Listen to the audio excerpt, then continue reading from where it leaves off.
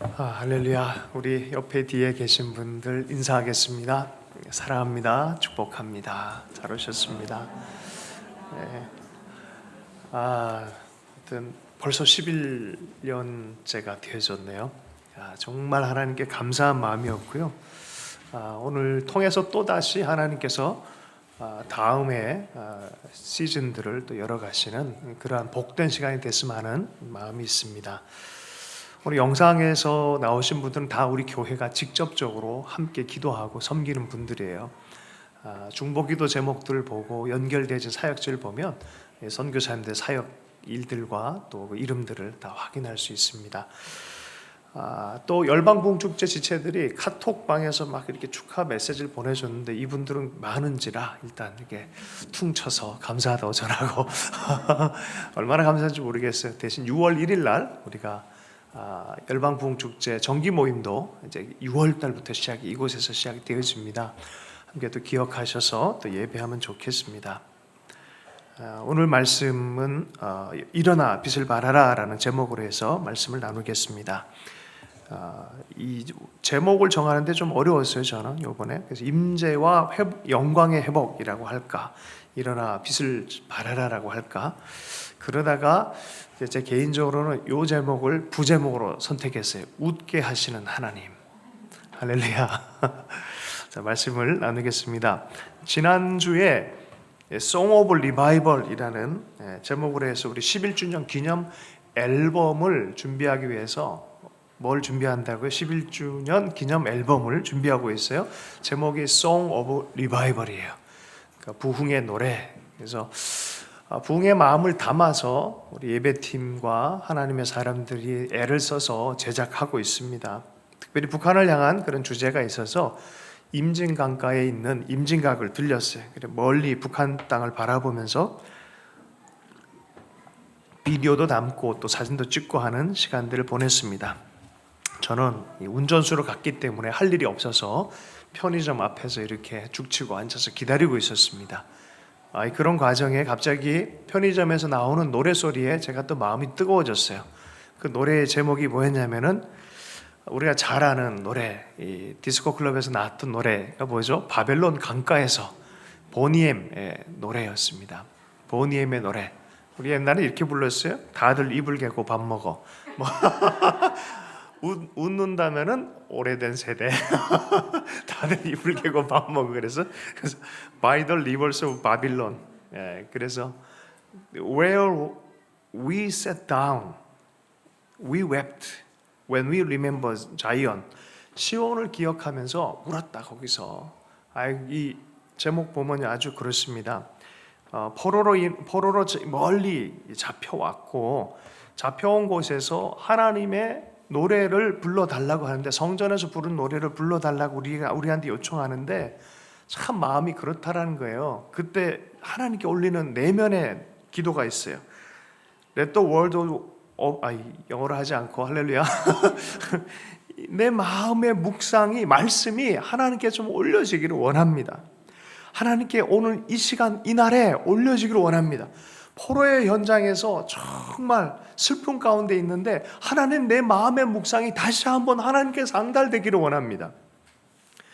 그 노래를 아주 멋진 디스코 음악에 맞추어서 노래를 부른 게 보니엠의 노래예요. 바벨론 강가에서 자주 얘기했죠. 이게 갑자기 막 편의점 앞에서 막 이제 나오는 거예요. 기분이 이상했어요. 북한을 위한 노래를 만들고 부흥을 위해서 노래를 만들고 그러려고 임진각 강가에서 그 임진각 앞에서 딱 앉아서 털썩 주저앉아서 주여 이러고 있는데 그 노래가 나오는 거예요. 기분이 아주 특별났습니다. 하나님 언젠가는 되어지게 해주십시오. 언젠가는 저렇게 회복되기를 원합니다. 에스겔의 선지자, 오늘 이사야 말씀이 좀 에스겔 선지자 얘기를 좀 먼저 하면서 전개하도록 하겠습니다. 에스겔 선지자는 유다가 멸망되기 바로 직전에 587년에 멸망은 587년 전후로 멸망해요. 그러니까 597년에 미리 바벨론 포로로 먼저 잡혀간 10대 소년이었습니다. 그런데 30살 정도의 예언의 특별한 말씀이 임해졌어요. 그러면서 전합니다. 너 그러면 망한다라고 전하라는 거예요. 유다를 향해서. 너 계속 그러면 망한다. 제발 좀 제정신 차려라라고 말하는 거예요. 누구의 예언과 똑같았습니까? 예레미야의 예언과 똑같았어요. 너 그러면 망한다. 이스라엘 너 그러면 망한다라고 계속 예언합니다. 그런데 들었어요? 안 들었어요? 이스라엘이 들었어요? 안 들었어요? 안 들었어요. 그래서 망했습니다. 망하고 포로로 잡혀갔어요. 그런데 십수년 이후에 또 하나님의 예언이 에스겔에게 임해요. 또 전하라는 거예요. 이스라엘을 향해서. 포로가 된 이스라엘을 향해서 다시 말씀을 전하라라고 말합니다. 근데 그 예언의 메시지를 보면 책망의 메시지가 아니라 소망의 메시지예요. 회복의 메시지예요. 참 우리 하나님이 이랬다 저랬다 하시는 것 같아요. 너 망한다 그랬는데 그렇게 두들겨 맞고 어렵고 포로까지 왔는데 이제는 다시 전하라 하는데 이 메시지는 소망의 메시지예요. 에스겔이요 기억해요. 그리고 잘 믿어지지 않을 것 같으니까 하나님이 환상 중에 예루살렘으로 데려가기도 하고 환상 중에 해골 골짜기로 데려가기도 해서 해골들이 살아나서 극히 큰 하나님의 군대로 서는 것을 보여주면서 말해요. 이런 일들은 일어날 거다. 야, 너 손에서 막대기 2개를 가지고 와서 하나는 남유다, 북이스라엘을 써라. 회복될 뿐만이 아니라 맨날 싸우던 남북의 이스라엘이 연합되어지는 것을 너가 볼 것이다 라고 말하는 거예요. 네 손 안에서 그러한 것을 볼 것이다. 그래서 예언적 행동, 상징적 행동을 계속 해라라고 말하는 거예요. 거기서 끝난 줄 알았는데 에스겔서 47장 가니까 그 영광스러운 성전이 회복됐어요. 하나님의 영광이 떠났던 그 성전에 하나님의 임재가 다시 나타나고 거기로부터 생명의 생수가 흘러가면서 온 땅이, 온 열방이 회복되는 환상으로 하나님이 그곳에 거한다. 여호와 삼마로 말씀이 끝나요. 그 예언이 끝나요. 이게 에스겔의 예언이었어요. 자, 그런데 그 회복과 소망의 메시지 전에 책망의 메시지 할 때는 어떤 것이 나왔냐? 그 앞부분의 에스겔을 읽어보면 하나님의 영광이 성전으로부터 떠나요. 성전에서 쭉 떠나십니다. 중간 지점쯤 이르러서 임재가 머물러 있어요. 그래도 계속 죄를 범하니까 그 임재가 점점 문지방으로 나아갑니다. 그래서 사라집니다. 성전으로 떠나요. 아니 그 책망의 때에는 그런 일이 있더니 회복의 때의 방식은 뭐예요? 영광의 임재가 나타나는 거예요. 나타나는 거예요. 이스라엘이 이방인을 섬겼고요. 리더와 장로들이 백성들에게 온갖 불의와 행음을 할 수 있도록 내버려 둬버렸던 시대에는 그렇게 영광이 떠났는데 그 포로가 됐을 때 예언은 뭡니까? 다시 그것이 회복되리라는 거예요. 여러분 그것을요 이사야가 미리 이렇게 얘기를 해놨어요. 오늘 그 회복의 장면에 직접적 예언이 오늘 이 구절이에요. 1절 말씀. 오늘 이 말씀이 우리 개인의 말씀과 가정의 말씀과 교회의 말씀과 시대의 말씀이 되었으면 하는 믿음으로 좀 읽었으면 좋겠어요. 1절 말씀을 읽겠습니다. 시작.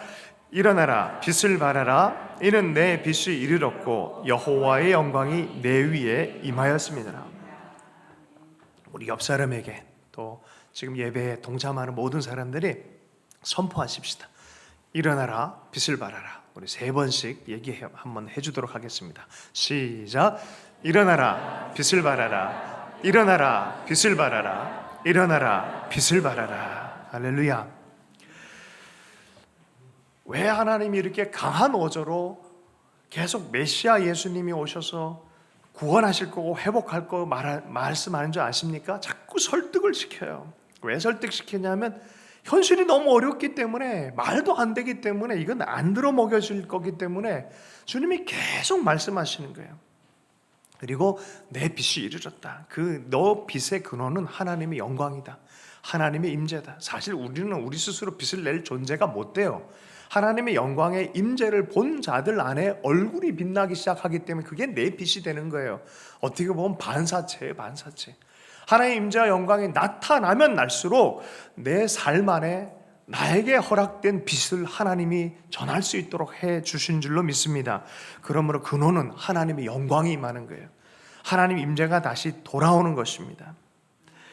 배후에 하나님을 볼 수 있길 축복합니다. 그건 영적인 영광이에요. 하나님이 정하신 때가 있어요. 시간으로는 하나님의 시간을 뭐라 합니까? 물리적 시간을 크로노스라 그러고, 하나님의 시간, 하나님의 기회의 시간, 우리 삶을 향한 하나님의 시간, 그 기회의 시간을 카이로스라 그래요. 카이로스. 이 기회는 놓치면 안 되는 줄로 믿습니다. 하나님의 기회의 문이 열릴 때는요, 믿음으로 나아가야 돼요. 그래서 일어나라고 하는 거예요. 하나님의 때가 됐으니까 너 일어나라라고 말하는 거예요. 너 일어나는 건 네가 해야 된다는 거예요. 일어나라, 힘을 내라라고 말하는 거예요.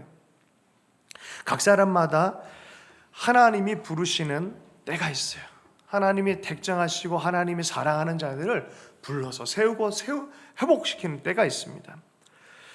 그 예상치 않는 방법으로 그것이 나타날 때가 참으로 많이 있어요. 익숙하지 않아요. 왜냐하면 내 예상을 빗나가고 넘어가고 훨씬 더 크신 분으로부터 시작됐기 때문에 예상하기가 어려워요. 그래서 우리 하나님의 성령님이 하신 일을 하나님의 성령 우리에게 낯설게 찾아온다라는 말이 있어요.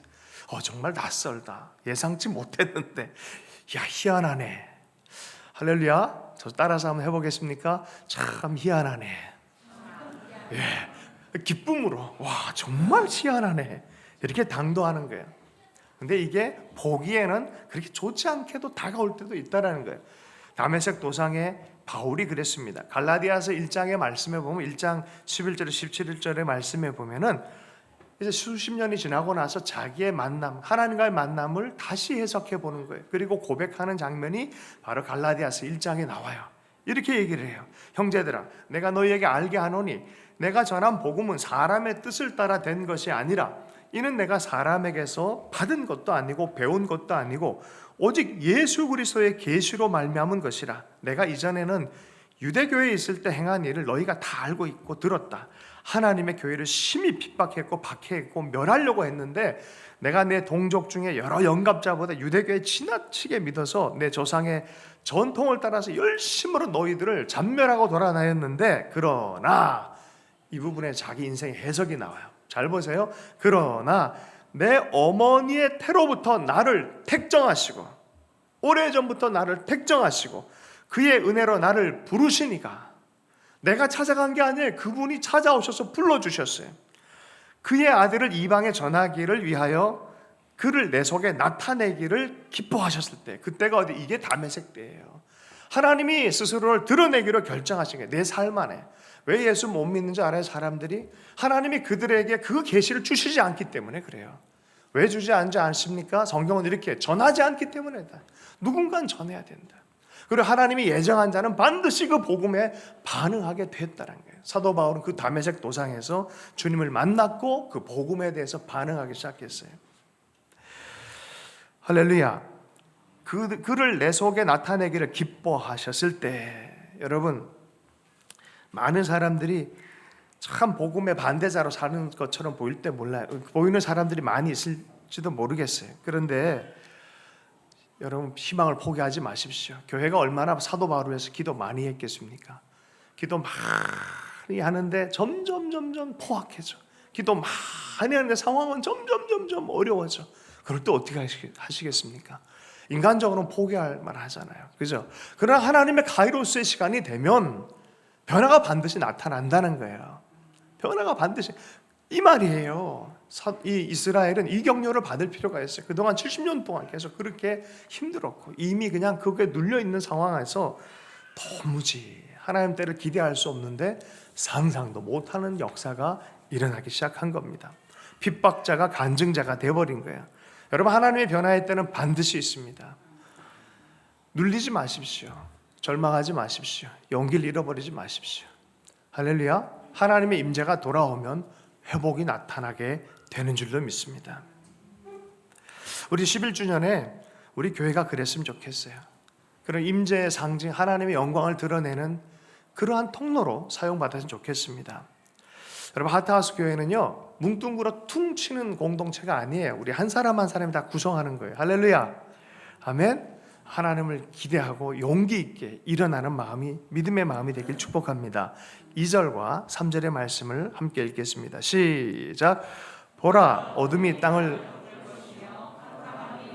가려우니와 오직 여호와께서 내 위에 임하실 것이며 그의 영광이 내 위에 나타나리니 나라들은 내 빛으로 왕들은 비추는 내 광명으로 나아오리라.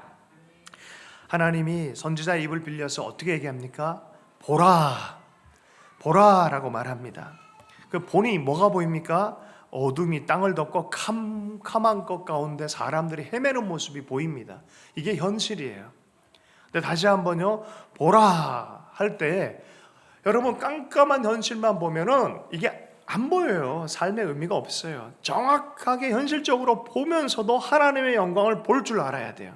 우리는 비현실주의자가 아니에요. 우리 현실을 꿰뚫고 우리의 어려움도 대면하면서 보면서 그곳에 하나님 하신 일들을 기대하는 거예요. 이게 믿음이에요. 이게 믿음이에요. 현실을 외면하고 정신 승리만 가져오는 그것도 아니고요. 할렐루야. 이러면 되겠지라 희망 고문을 스스로 하는 것도 아니에요. 하나님의 말씀에 의기해서 정확하게 현실을 대면하면서도 하나님의 영광이 그곳에 임할 것을 기대하는 거예요. 어려운 거 그대로 보십시오. 힘든 거 그대로 보십시오. 그리고 받아들이십시오. 그리고 그 위에 하나님의 영이 역사하는 것을 포기하지 마십시오. 하나님 그렇게 행하시겠다는. 그러면 우리가 보라라고 할 때는 도피가 아니에요. 멀리 도망가서 사는 게 아니에요. 내 편한 대로 사는 게 아니에요. 맞닥뜨리고 그곳 안에 하나님이 역사할 것에 대해서 기대하는 것입니다. 그럴 때 무슨 일이 벌어집니까? 나라들은 내 빛으로, 왕들은 비치는 내 광명으로 나오게 될 것이다. 사람들은요, 언제 하나님의 영광의 빛을 그리워하냐면, 알기 시작하냐면 자기의 빛이 사실은 어두울 때입니다. 언제 하늘을 보는 줄 아십니까? 언제 하늘의 별빛을 보는 줄 아십니까? 네온 불빛이 다 꺼질 때, 자기 힘으로는 더 이상 이렇게 저렇게 할 수 없을 때 하늘의 빛을 보기 시작합니다. 우리는요, 하나님의 빛으로 가득 채워져서 어두울 때 많은 사람들에게 빛을 전해야 될 책임이 있는 사람들인 줄로 믿습니다. 코비드19 보니까 참 우리가 먼저 어려움을 당했잖아요. 그죠? 그것 가운데 교훈을 얻고 하나님의 도우심을 받은 건 아닌가 싶을 정도로 이 나라를 불쌍히 여기시는 듯한 느낌이 듭니다. 온 전 세계가 또 주목하면서 바라보면서 더 우리가 더 많이 더 잘하기를 더 기대하는 그런 시대가 돼버렸습니다. 여러분, 보라 할 때는 어둠만 보면 안 돼요. 그것 가운데 하나님이 역사하실 일을 봐야 돼요. 우리 인생도 마찬가지예요. 어려움이 있을 때 어려움만 보면 우리는 눌립니다. 그것 가운데 하나님의 영광이 어떻게 역사하는지를 명확하게 믿음으로 볼 수 있어야 될 줄로 믿습니다. 그러면요, 그 하나님의 영광의 얼굴 때문에 우리가 도달한 영광에서 영광으로 더 나아가는 그런 경험을 하게 돼 있어요. 고린도서에 보면 바울이요, 하나님의 얼굴을 보매 영광에서 영광으로 나아간다라고 말하고 있습니다. 이 정도 수준으로 끝내죠. 뭐 그렇지 않아요. 하나님을 보면 계속적으로 집중할 수 있다면, 그 임재를 더 사모하고 그곳 앞에 더 머물기를 기뻐한다면 하나님은 우리의 인생을 그 영광에서 다음 차원의 영광으로 또 인도하기를 기뻐하는 줄로 믿습니다. 창세기 17장과 18장에 보면은 소돔과 고모라 사건이 있어요. 죄악으로 인해서 멸망하게 됐어요. 아브라함은 그곳에서도 구원의 역할을 했었고 많은 의의 역할들을 참 많이 했지만, 그래서 어떻게 보면은 18장쯤 되니까 좀 지칠만 했던 것 같아요. 하나님의 약속의 말씀이 있었음에도 불구하고 자손으로 통해서 많은 복을 흘려보낸 그런 언약이 있음에도 불구하고 조금 요 정도면 됐다, 요 영광 정도만 됐으면 좋겠다라는 마음이 어쩜 있었던 것 같아요. 그 18장이 딱 되면 누가 나타납니까? 천사와 더불어 하나님이 나타나셨어요. 사람의 모습으로 나타나셨어요. 그리고 뭐라고 말합니까? 내년에 네가 아들을 낳으리라.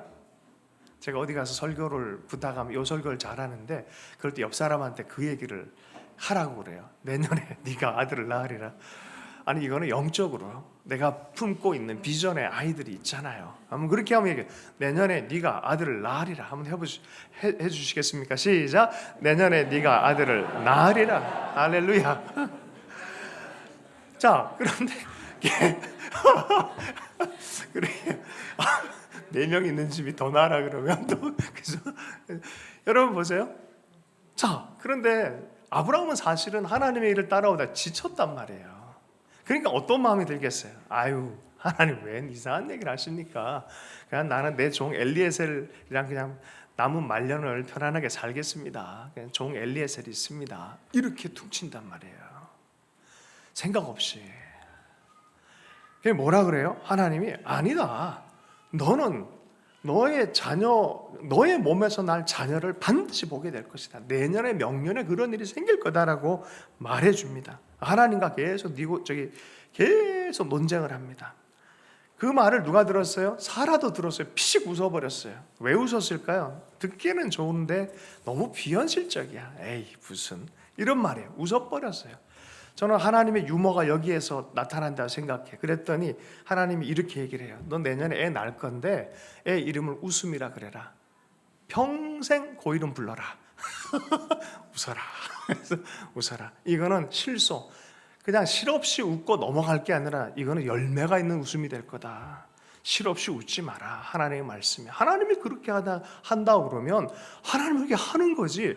너 실없이 괜히 에이 뭐 믿음 좋으라고 그냥 이렇게 하는 얘기겠지.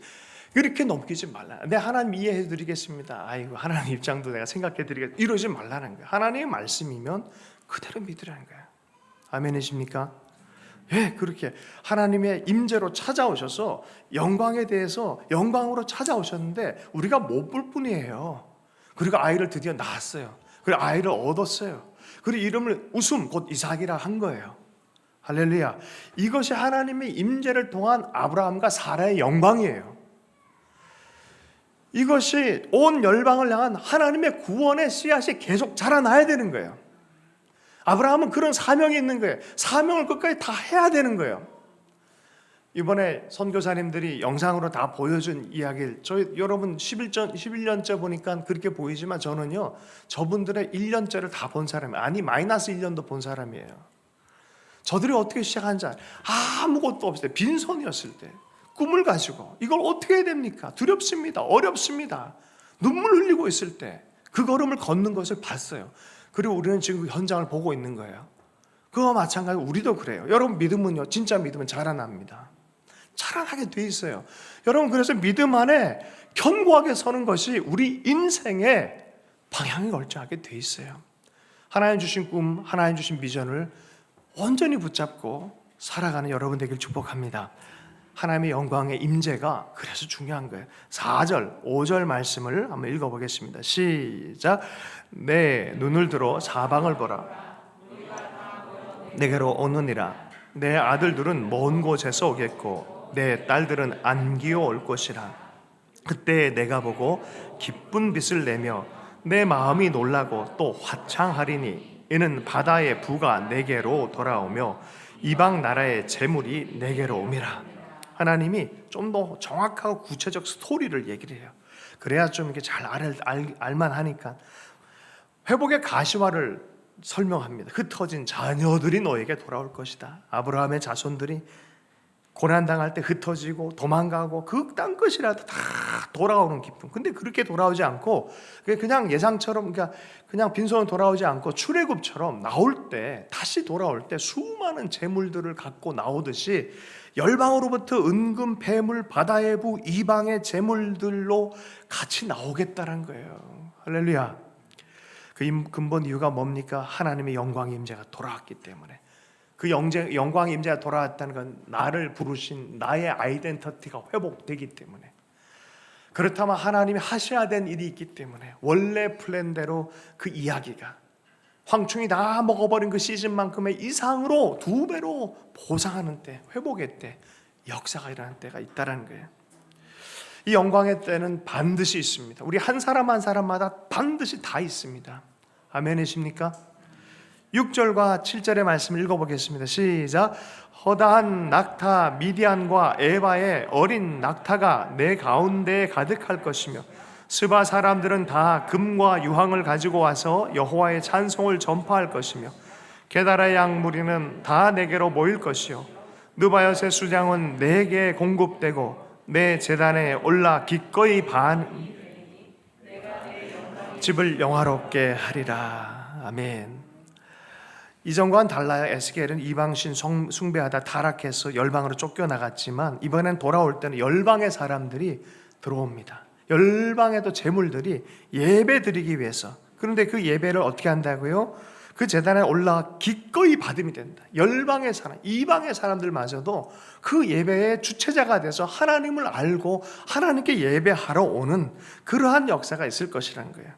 스탠리 존스라는 아주 위대한 선교사님이 그런 책을 썼어요. 인도의 길을 걸으시는 예수님. 인도의 길을 걸으시는 예수님. 인도에서도 주님의 사람은 나와야 돼요. 인도에서도 하나님께 헌신한 무리가 나와야 돼요. 북한에서도 나와야 돼요. 일본에서도 나와요. 다음 주에는 인도 선교사님, 주성학 선교사님 말씀을 전해주십니다. 다음 주는 성령 강림의 특별한 절기인데요. 아주 특별한 선교사예요. 정말 특별하고 존경스러운 귀한 선교사님입니다. 기억하시고 또 함께 하면 좋겠습니다.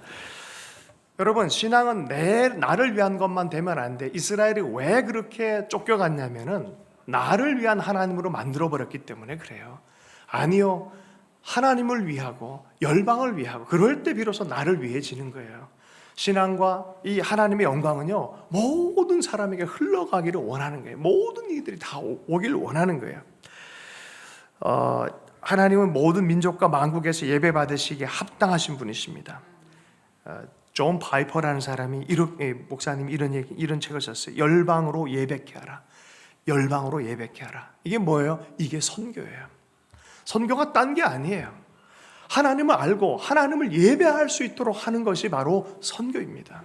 우리 선교사님들 하는 일들 참 애를 많이 써요. 한 명 한 명의 스토리가 정말 기기묘묘합니다. 너무나 놀라운 손길이 있어요. 이스라엘에 선교를 나갔던 선교사님이 OM 선교사님이 가셨다. 수십 년 동안 선교사역을 하는데 열매가 없다 보니까 하나님 앞에 삐진 거예요.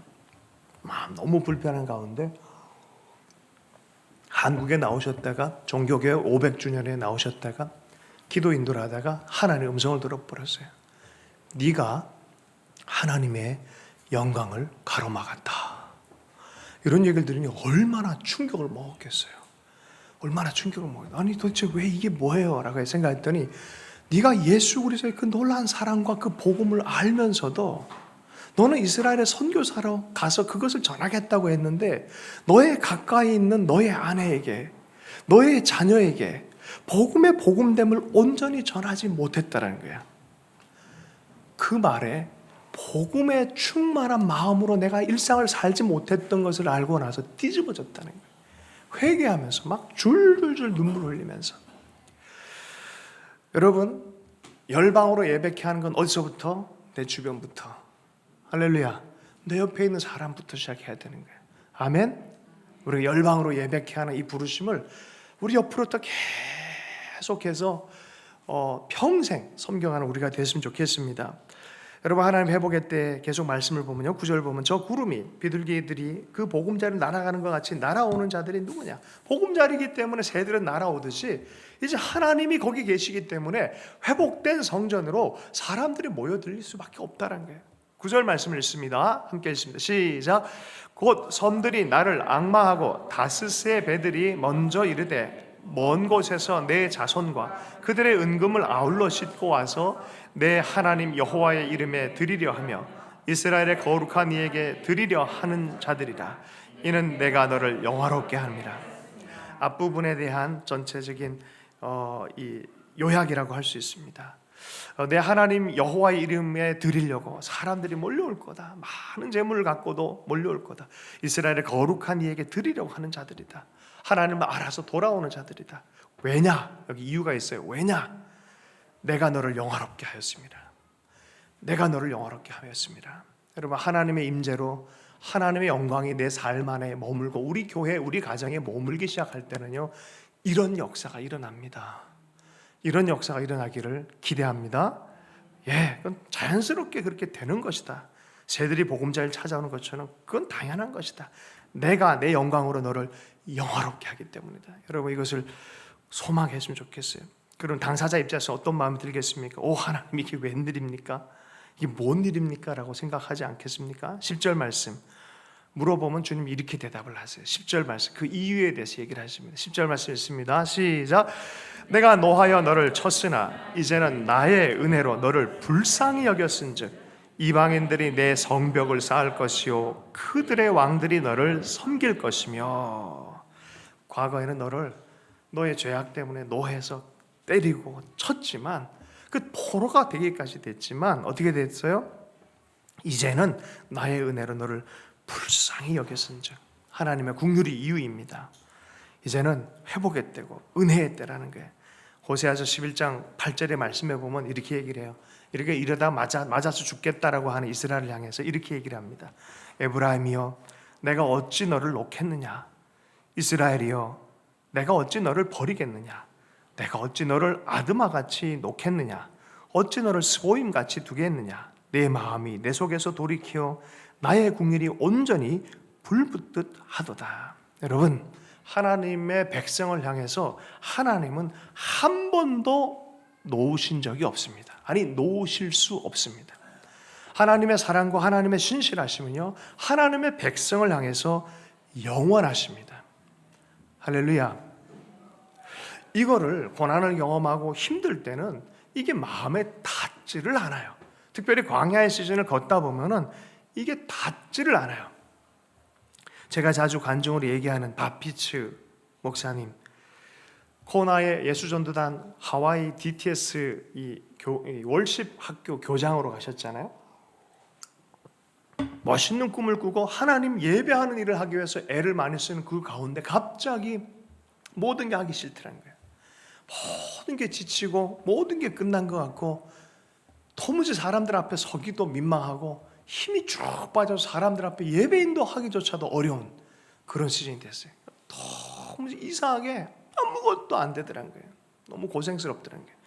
그래서 리더에게 얘기해서 나 그만 좀 하겠다라고 얘기를 한 거죠. 자, 그러나 그 팀 전체가 참 훌륭한 팀인지라 커버링 해주고 일정 시간을 좀 쉴 수 있도록 기회를 준 거예요. 이걸 우리는 광야의 시즌이라 그래요. 보통에서 얘기할 때 갑자기 그런 내몰리는 시간들이 있었던 거죠.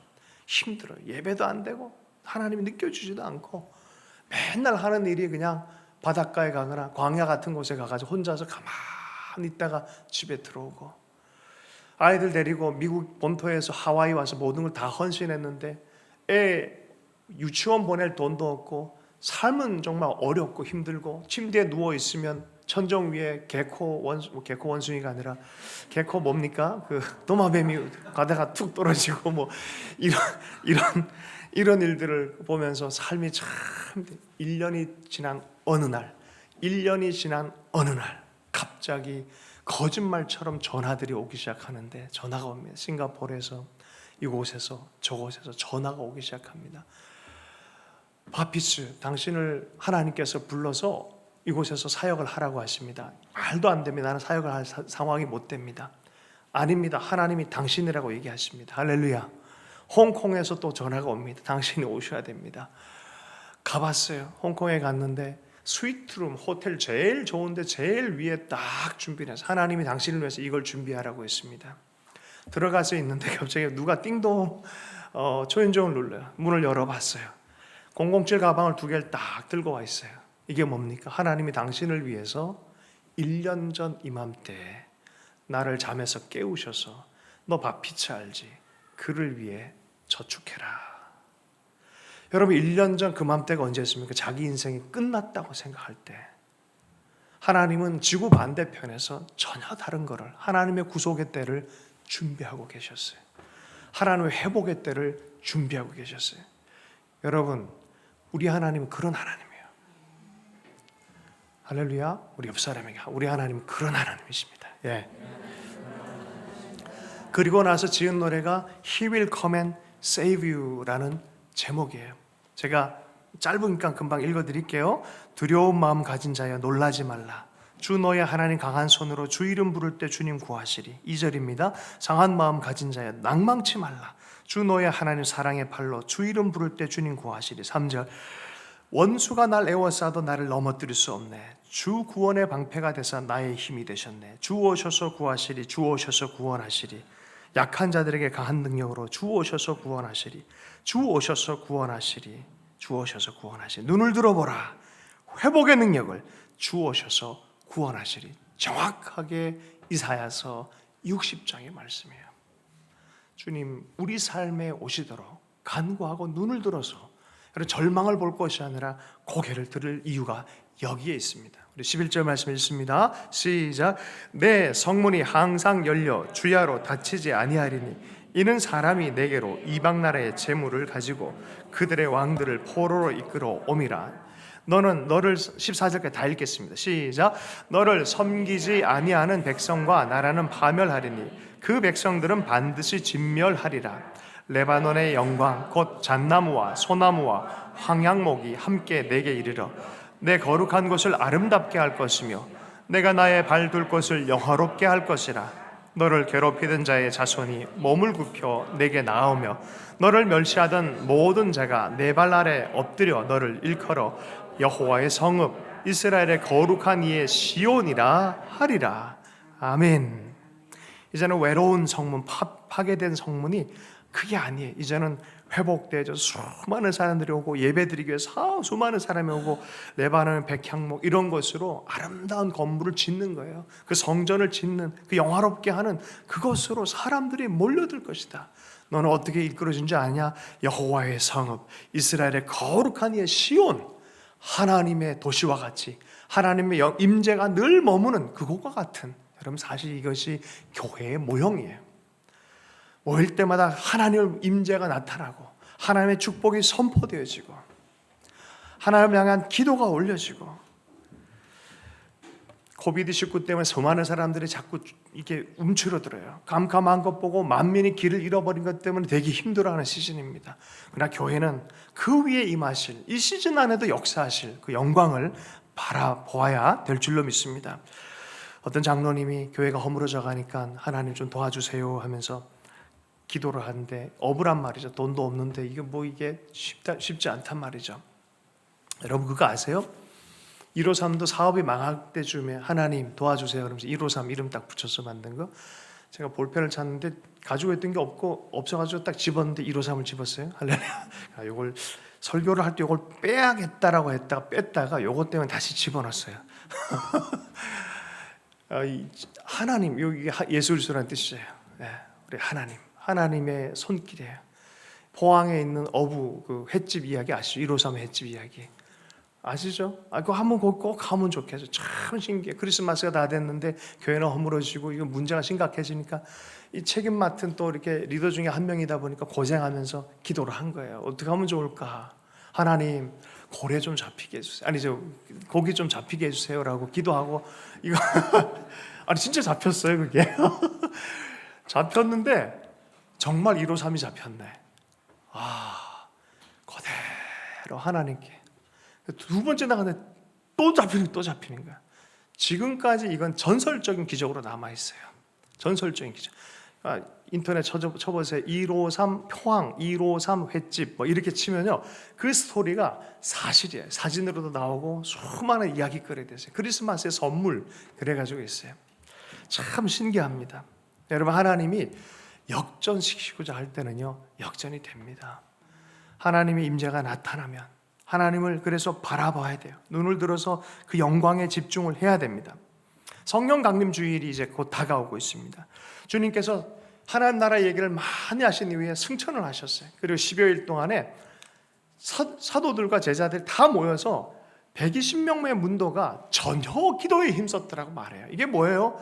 하나님이 말씀한 그 영광의 임재가 나타나도록 전혀 기도에 힘썼다는 거예요. 약속을 그대로 믿고 쉬지 않고 기도하기 시작했다는 거예요. 그리고 성령 강림 주일에 약속대로 성령이 강력하게 임재가 나타난 거예요. 우리가 알던 베드로가 더 이상 그때 베드로가 아닌 거예요. 3,000명 앞에서 말씀을 전하는 베드로가 되고, 우리가 알던 예전에 도망 다 했던 교회가 아니에요. 수십만 명을, 열방 전체의 영혼을 책임지는 엄청난 하나님의 군대로 그들이 서기 시작했어요.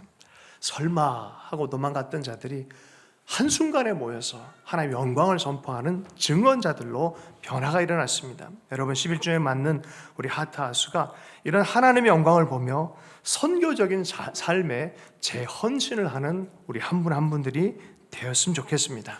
하박국 2장 14절로 말씀을 마무리하겠습니다. 이는 물이 바다를 덮음같이 여호와의 영광을 인정하는 것이 세상에 가득함이니라. 하나님의 영광이 가득한 그러한 때가 하나님 약속한 때가 있다라고 성경은 말합니다. 이것을 위해서 교회로 일어나기를 축복합니다. 우리 잠시 자리에서 일어나셨어요. 우리 하트하우스 11주년에 드리는 헌신이라는 편지문이 있어요. 빨리 눈으로 한번 대충 한번 읽어보고요. 함께 읽고 헌신했으면 좋겠습니다. 함께 읽습니다. 시작. 더 하트하우스 교회 11주년에 드리는 헌신. 나는 주님의 기쁨이 되기를 원합니다. 내 삶을 주님 앞에 다시 기쁨으로 헌신합니다. 하나님이 나를 사랑하셔서 십자가의 예수님을 주셨음을 믿는 믿음 안에서 하나님의 영원한 자녀됨의 권세를 주심에 감사합니다. 이제 내가 사는 것이 그 아들을 믿는 믿음 안에 사는 것임을 다시 고백하면서 더 하트하우스 교회 11주년에 공동체와 더불어 헌신의 고백을 합니다.